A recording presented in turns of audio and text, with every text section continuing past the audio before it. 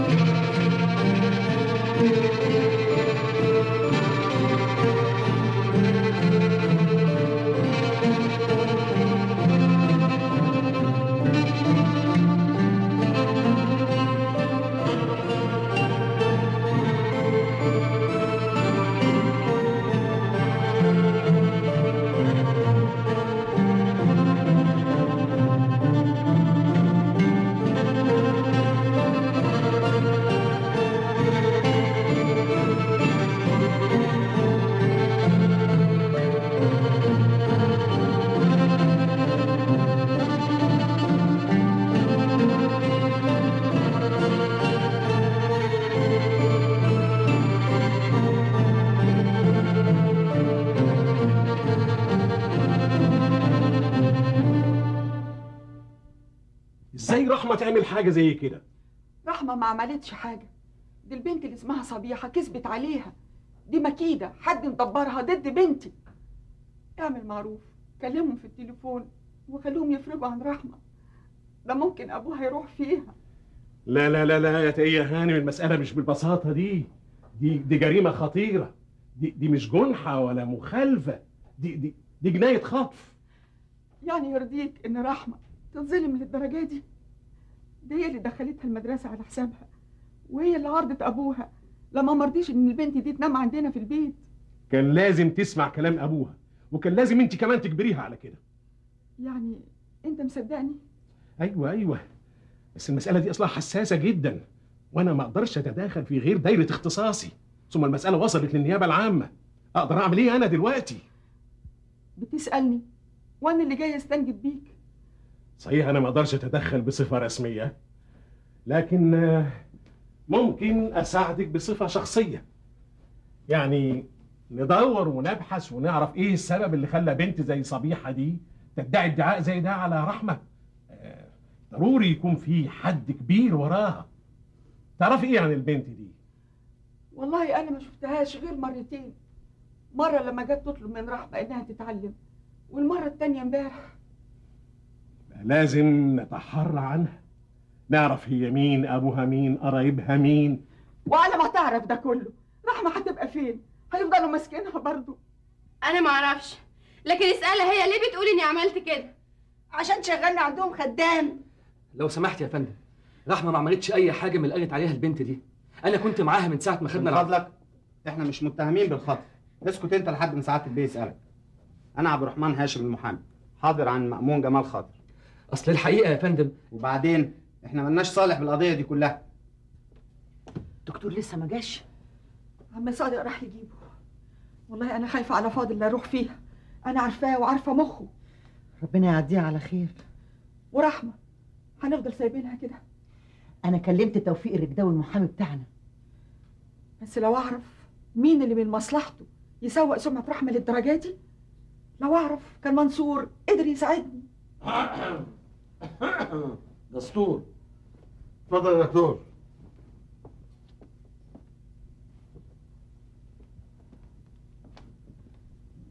مش هتخش مع الدكتور؟ أيوة. أنت ما تعرفيش أي حاجة عن البنت اللي اسمها صبيحة دي؟ أهلها معارفها؟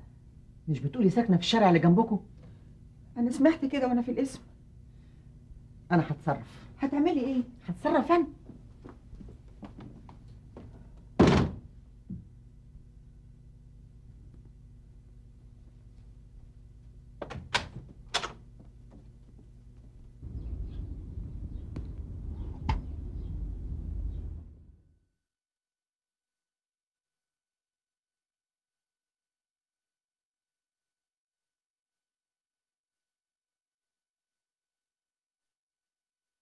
هو مفيش حد جه تاني؟ مفيش غير اخوه العمده، جه ومشي على طول. عم صادق. نعم. معلش يعني انت راجل زي ابويا، ممكن اطلب منك طلب؟ اموري. تروح المركز تشوف بابا ومأمون ما رجعوش لحد دلوقتي ليه؟ وتفضلي مع فاضل لغايه لما اروح المستشفى اشوف حد يضرب حقن. بس تروح المركز. ماشي. طيب.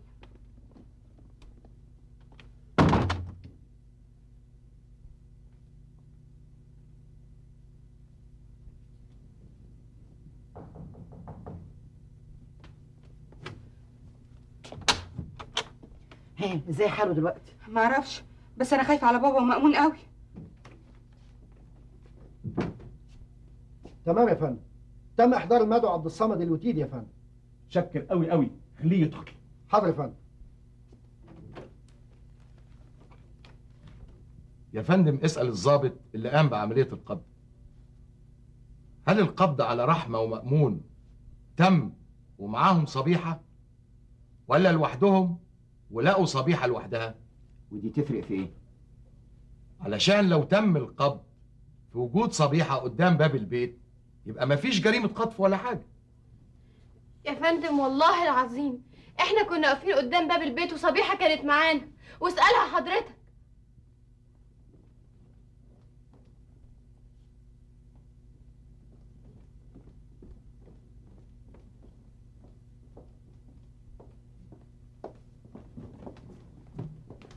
حضرتك ما تعرفش فين التمرجي اللي هنا وبيدي حقن؟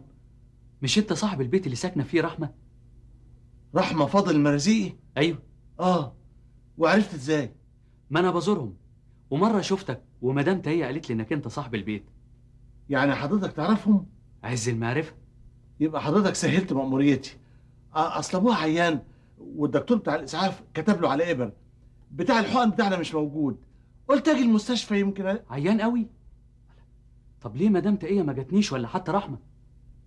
رحمه؟ الله، ده انت لسه ما تعرفش حاجه بقى. ما اعرفش حاجه؟ طب قول لي. واول ما بدات اسال عبد الصمد ابوها عن العلاقه ما بين شغله عند العمده والادعاء بخطف صبيحه، لان يا فندم في خلافات قديمه ما بين الاثنين، فوجئت بحاجه خطيره جدا، وهو ان صبيحه ما اتخطفتش ولا حاجه، وان والدها هو اللي دبر الادعاء ده لما عرف ان والد رحمه يبقى شقيق العمده الغني اللي كان بيشتغل عنده.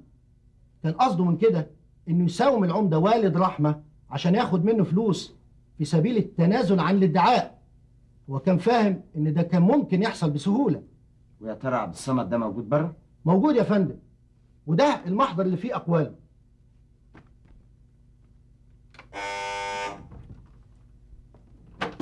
دخل عبد الصمد الوتيدي. تمام يا فندم. كلام اهدى يا منصور بيه، وكل حاجه تحصل في البلد اقبلي السبب فيها. جاوب على قد السؤال يا عمده. عبد الصمد بيشتغل عندك ولا لا؟ لا. كذاب. لا، انا مش كذاب، وبعدين انا ما احبش اسمع الكلمه دي تاني ابدا. واذا كنت متهم في حاجه اتفضل افتح محضر رسمي وانا اجاوبك. طيب يا فاضل، انا لا هفتح محضر ولا حاجه، انا بسالك اهو ودي. وانا هجاوبك ودي. فعلا عبد الصمد كان بيشتغل عندي لحد اسبوع فات، لكنني طردته. والدليل؟ اسال الغفر كله. اسال اهالي ميت الليت كلها.